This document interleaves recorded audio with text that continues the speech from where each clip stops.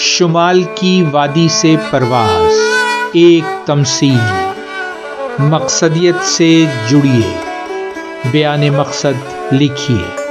انشے workshop, دوسرا انشاء، شارق علی۔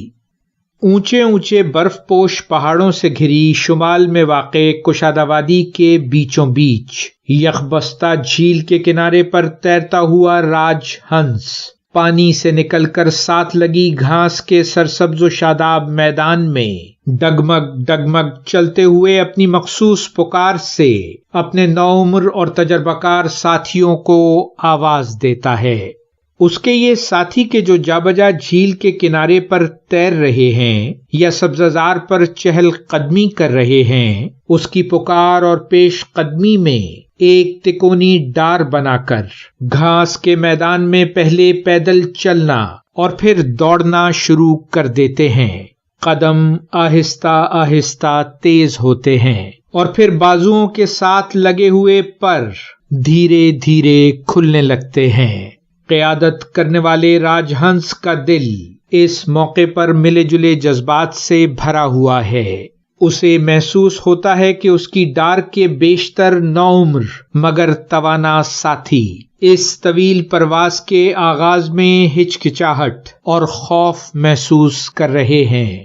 اپنی رفتار قدم بقدم تیز کرتے ہوئے راج ہنس سوچتا ہے، آخر کیوں پرواز کی سرخوشی تک پہنچنے کے لیے خوف سے ہو کر گزرنا پڑتا ہے؟ آخر کیوں مکمل آزادی اور مسرت کو حاصل کرنے کے لیے شک اور شبہات کی منفی تند ہواؤں کو زیر کرنا پڑتا ہے؟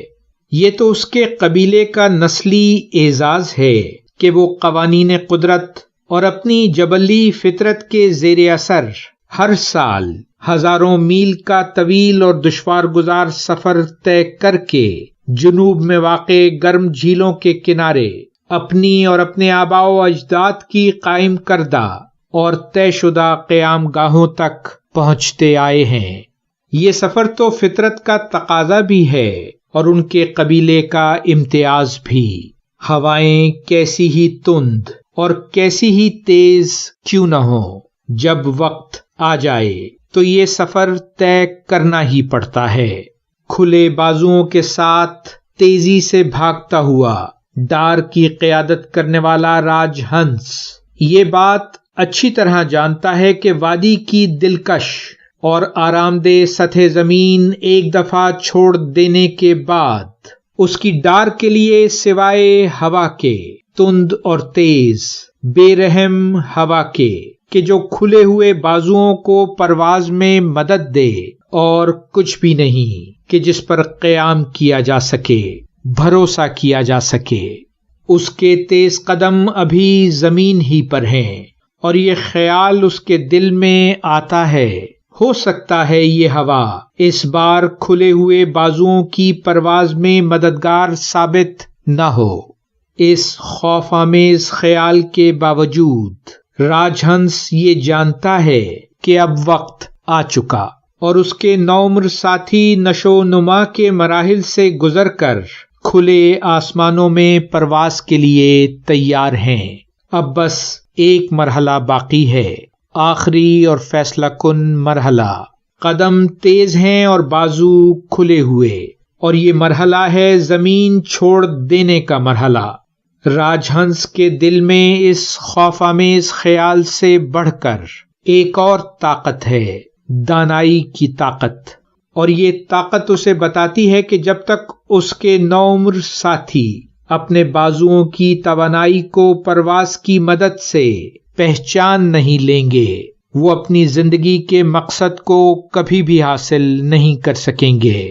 اگر وہ مخالف ہواؤں پر فتح یاب نہ ہو سکے تو ہنس کی حیثیت سے ان کا وجود بے معنی ہو کر رہ جائے گا، وہ خود شناسی سے محروم رہ جائیں گے، اور زمین چھوڑنے کی یہ آخری جست ایک خوبصورت تحفہ ہے، ایک اہم ترین اور نادر تحفہ اور سب سے عظیم تر اظہار محبت، اور اسی لیے راج ہنس ہمت کرتا ہے اور جست لگا کر ہوا میں بلند ہو جاتا ہے۔ ایک ایک کر کے اس کے نوعمر ساتھی اس کی تقلید میں وادی کی پرآسائش زمین کو چھوڑ دیتے ہیں، اور یہ نوعمر ہنس پرواز کے شروع میں تھر تھراتے ہیں خوف سے، جیسے ڈار سے ٹوٹ کر گر جائیں گے، مگر پھر سنبھلتے ہیں اور بلند تر ہواؤں میں پرواز کر جاتے ہیں۔ جاری ہے ویلیو ورسٹی، شارق علی۔